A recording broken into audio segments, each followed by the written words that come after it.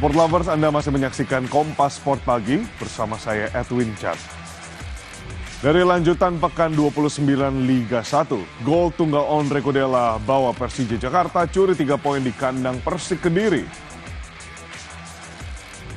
Bermain dengan formasi false nine, Persija langsung mendapat hadiah penalti di awal laga usai Raihan Hanan dijegal di kotak terlarang.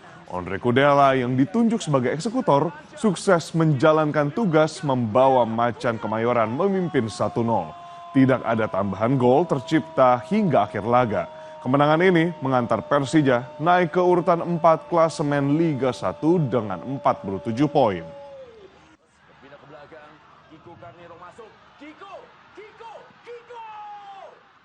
Sementara di pertandingan lain, kemenangan juga berhasil diamankan Persis Solo yang melawat ke markas Barito.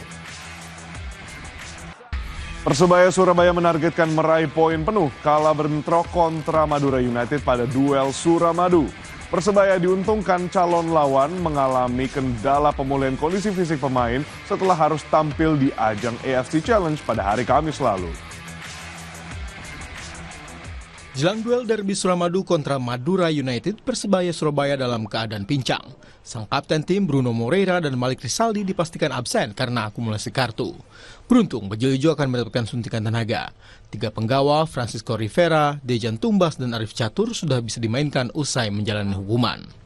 Sang pelatih Paul Munster tetap waspada. Menurutnya, sejak Laskar Sapekrap dilatih oleh Alfredo Vera, performa Laskar Sapekrap kian membaik.